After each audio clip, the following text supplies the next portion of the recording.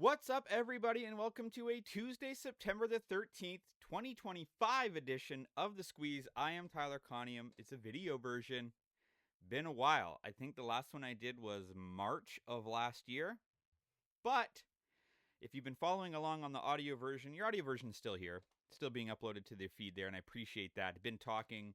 I enjoy the audio medium, but I also enjoy the video medium.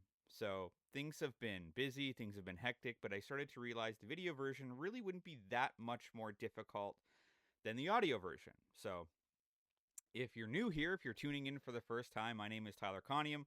My social channels are across the top of the screen, but it is at Tyler Conium. The Instagram one we will need to change. It is Tyler Conium Bets on Instagram, but you can follow me on my socials at Tyler Conium, at Tyler Conium Bets on Instagram, and Betting Pros, where you can track all of my bets, bettingpros.com/u/Tyler Conium. So the interface all kind of looks the same. If you're watching on YouTube, if you're listening, I apologize. I'll only do this blurb one time for you. And then we'll get back to our regularly scheduled programming. I do have 3 picks coming up today, 2 in the MLB, 1 in the WNBA, and we got to talk some CFL as well because some big rule changes. Blue Jays, this postseason had, again, if you're watching, postseason 2015. It's been 10 years since the bat flip. That is wild. If you're new here, we talk about sports. We talk about sports betting. It's just a creative outlet for me to do that. So watch, don't. Follow the bets, don't really care. I had a decent night last night. I gave out 1 bet, and it was the Atlanta Braves on the run line with Chris Sale. They won 11-5 against the Washington Nationals. Didn't do so great in Monday Night Football, but those were just, I was kind of just throwing some touchdown darts and some parlays there just for fun. Didn't wager too much there. So we win the Atlanta Braves. But the big news of the day is the CFL rule changes. This is causing a lot of uproar, okay? People are upset. I get it, and we're going to talk about those comments and what I think about them. Nathan Rourke made some comments. Now, Nathan Rourke came out and said it's garbage. He hates the rule changes. They're trying to make the CFL like the NFL, and he also said he's played in the NFL and he came back to Canada because he liked the game better. Now, I don't know if that's necessarily the reason that he came back to the CFL, but that's neither here nor there. I don't mind these rule changes at all. I'm glad they didn't go to 4 downs. A lot of people are speculating that this could be a precursor to going to 4 downs, and that is what I hope we don't see. The fun part about the CFL is the movement before the snap, the big field, the 3 downs. That's what encourages the offense. Shortening the field is actually going to increase scoring, theoretically, because there's less distance to go to the goalpost.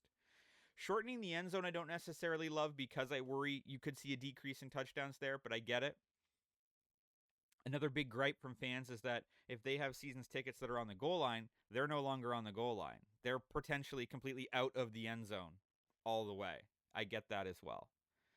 But overall, these changes, I think people just like to overreact. People like to gatekeep the CFL because I think there's this fear that the CFL will go away, that the CFL will become the NFL, that they're going to try to emulate the NFL and then they'll just be a poor version of it. And I do agree with that. I think going to 4 downs, I think any further changes, you do risk that because why wouldn't you just watch college football? Why wouldn't you just watch the NFL? Especially when you're in a time of year where they overlap. These current changes, I don't think that is the case. I think you're going to see the same. They haven't changed to 4 downs. They haven't changed any of the pre-snap stuff. You're still encouraging high-paced, high-passing football, which is really what the CFL is built on, more so than getting a point for a missed kick and having a bigger. The field is still as wide.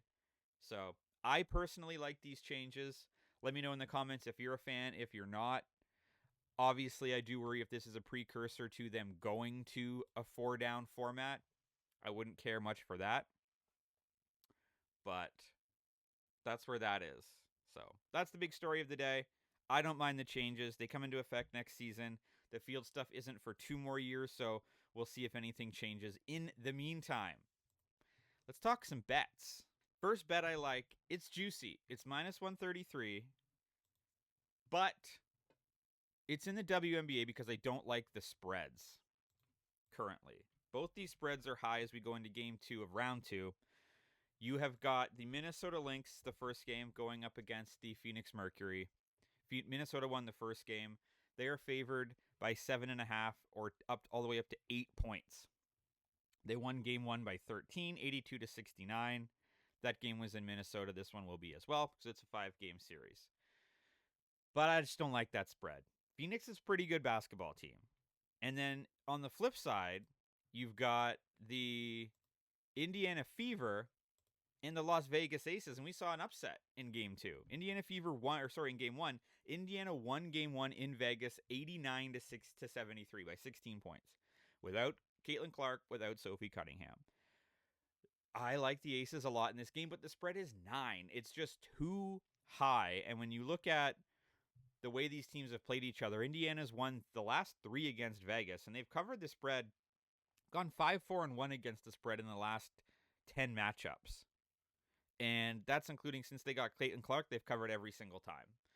So what I'm going to do is pull both spreads down to 3, put them together, and make a minus 133 parlay. I know it's a little bit juicy, but I just think that Minnesota, I think, is the best team in the WNBA. I think we're going to be getting a Minnesota-Las Vegas finals. I think it's going to be incredible. But I think Minnesota currently is just playing the best basketball out of anybody. They're 8-2 in their last 10 games. They lost to Phoenix by 8 earlier in the season, but the way they're playing, I think they can get it done again. They're at home. So I like the Lynx to win that by 3. And then pull the Aces down from 9 to a 3-pointer as well. They very well could cover this. But just the way Indiana has played Las Vegas, I don't want to get too involved in that. So give me the Aces minus 2.5. Put them together. You get minus 133. Moving to Major League Baseball. And my strategy with baseball is I'm looking for teams that need wins. Or they have a little bit of something to play for. Yesterday when we bet the Atlanta Braves, Chris Sale had something to play for. So let's talk about the Mets and the Cubs. Both of these teams have a lot to play for. They're fighting, especially the Mets, they're fighting for the playoffs. Mets have lost 11 of their last 15 games. The New York Mets were the best team in baseball in June.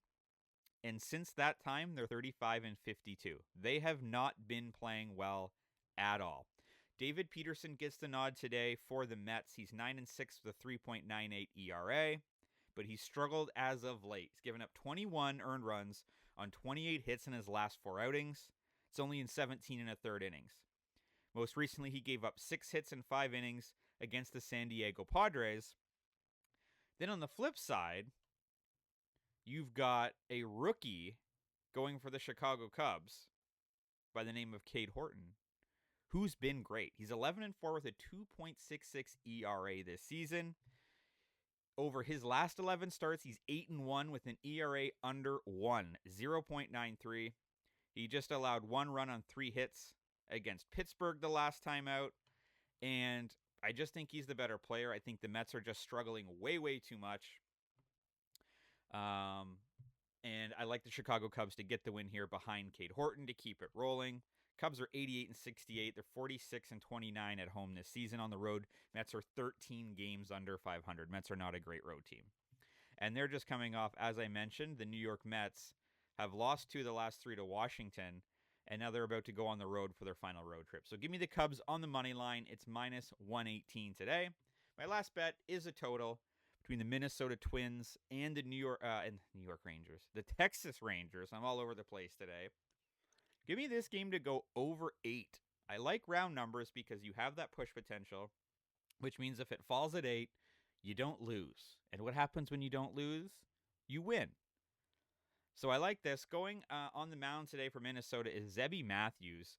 He has an ERA of almost 8 over his last 5 starts. It's 7.77. His last 2 starts combined, 7 2/3 innings, 18 hits, 14 earned runs in his last 2 starts. That was against the Angels and the Yankees. Then for Texas, Patrick Corbin, we've made a lot of money over the last few years betting against Patrick Corbin. Now, no doubt about it, his last 2 starts have been good.